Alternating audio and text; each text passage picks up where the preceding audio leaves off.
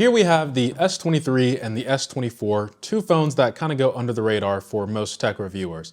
They aren't the flagship ultras, but they also aren't the cheap mid-range phones either. You know who else isn't cheap on this channel? Our sponsor, nobody. Let's go over the unboxing experience. You get the same old phone, cable, and SIM card removal tool. I'm shocked that we're still getting documentation when that can easily just be inside the phone itself. One of the most notable changes between the two devices is the physical changes. The S24 series is completely boxy.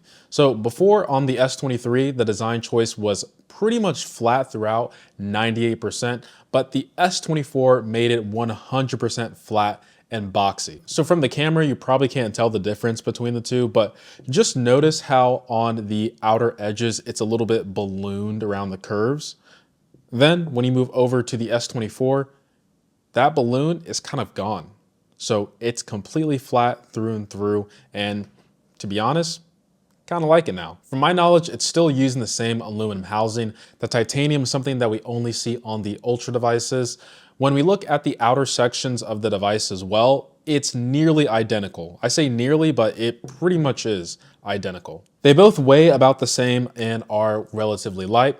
Believe it or not, they are both using the same exact Gorilla Glass Victus 2. I don't really know what that stuff means, but if I were to hand you both of these phones, you probably wouldn't be able to tell the difference. Let's talk about one of the most important features, and that would be the display. You know, the thing that you actually look at when you want to use your device.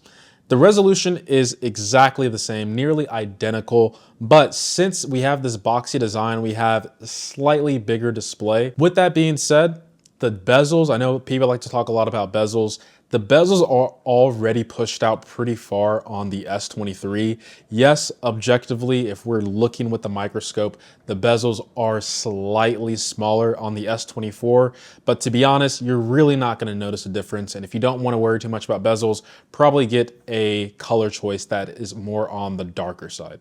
Because looking at this right now, if you're telling me that the bezels are fat, you're crazy. Along with a slightly bigger display on the S24, we also have an LTPO screen that can reach up to 2600 nits. That's almost 1,000 more than the last generation that we see here on the S23. They both have an AMOLED screen that goes up to 120 Hertz, so it's fluid throughout both of them. You have the always on display, but make sure to note that the always on display has a bit of a redesign. This was always my biggest complaint on S23 and below devices, that the always on display, it's nice, Android has always had it, but it just seems really bare. So now we have a much better interface when it comes to the always on display on the S24. So as you can see here, based on my wallpaper, it just kind of dims it down. We're using the latest generation of Snapdragon 8 Gen 3 on the S24, although for the non-North American phones, you get the Exynos variant, which your mileage is gonna vary. You generally won't notice much of a difference between both devices. This one's using the Snapdragon 8 Gen 2. In terms of day-to-day use, even gaming, I would say it's really not that much of a difference, other than that this one gets not as hot as the S23, but overall, day-to-day, even editing, you're really not gonna notice that much of a difference. You can check out my unboxing of the S24. The S23 is just as fast, if not faster. One of the most notable features though on the S24 are the AI features, which are supposedly coming to the S23 in the next weeks or month. So it's really not that much of an exclusive feature of the S24 anymore. Other than the live translate and the summarization of the Samsung notes and voice memos, the feature that I think most people probably want to use is the circle to search, which is coming to the S23. Now let's talk about the biggest difference between the two, which is really splitting hairs at this point. It's the cameras, which on paper might shock you, are very much identical. However, in real world use, they both kind of trade blows. When it comes to the subject, the S24 I would say is the clear winner, but when it comes to the subject and the environment, the S23 feels like it's capturing more and appears more true to life. Samsung does have a smaller telephoto lens on the new S24. The front-facing camera, on the other hand, once again, identical software differences. I would say that I actually prefer the front-facing camera on the S24 versus the S23. I'll have you guys take some sample shots and videos to see for yourself.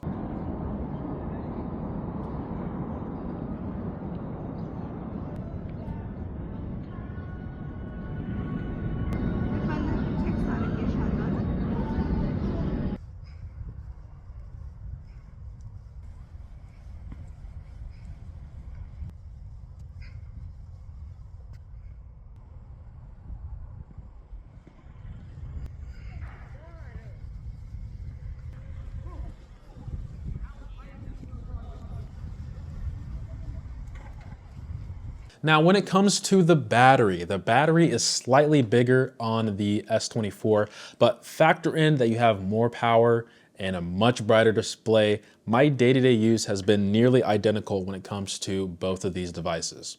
The charging speeds, the Wi-Fi, cell bands, all the same, even the USB-C on the bottom, the in-display fingerprint reader, the wireless charging, it's all the same. As a matter of fact, I'll even let the speakers play so you can hear how similar they sound. What's going on, guys? So this laptop kind of appeared out of nowhere, and that's because today's sponsor is Asus. This is the Asus ZenBook 14-inch, and I will be going to CES. What's going on, guys? So this laptop kind of appeared out of nowhere, and that's because today's sponsor is Asus. This is the Asus ZenBook 14-inch, and I will be going to CES in a couple.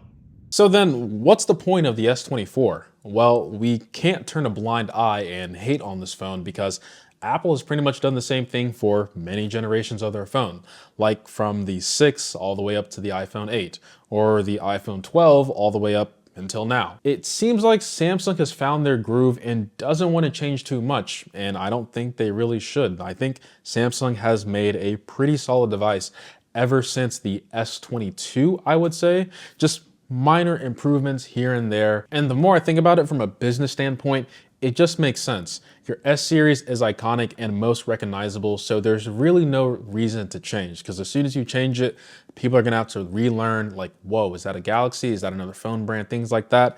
This on the back is already established with Samsung. Now, one thing, well, I should also mention, established here in the States. Overseas, probably couldn't tell what device this is. But the one thing that people keep mentioning to get the S24 is because of the 7 years of OS support, which I still want to raise my eyebrow to.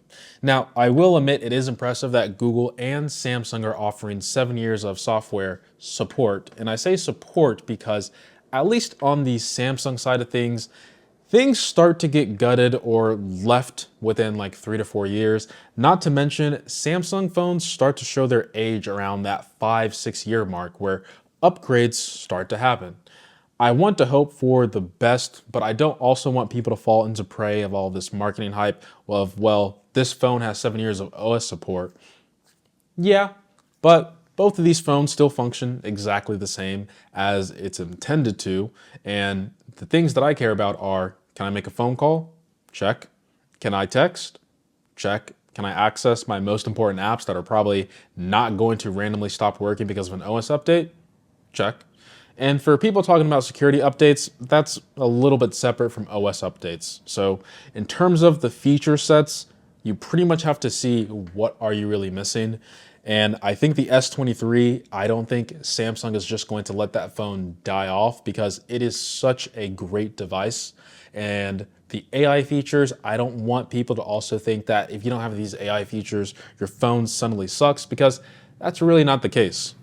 You've lived this long without AI features, and as cool as the AI features are, they aren't really that big of a deal breaker for me. So if I were you, if you don't plan on trading on your phone, I highly recommend getting the S23. Samsung's probably gonna hate me for saying that, but in all honesty, yes, objectively, the S24 is the best Samsung phone out right now. But is it the best value Samsung phone? Rewatch this video and the answers lie there. So appreciate every single sub, like, and comment. And as always, guys, much love. Want to see if I can do it with my left hand? The Exynos. Why is it so hard to pronounce? Exynos. Repeat after me. Exynos. I got it. Here we have the S23 and the S24. This is the S23. Yeah, this is the S23. I'm an idiot. One of the most notable changes, but if I were to hand you both of these phones, you probably wouldn't. Now let's talk about one of the most important features, and that would be the display. You know, the thing that you actually use your eyes to interact with. Now we are using the latest generation of Snapdragon 8 Gen 3 on the S24.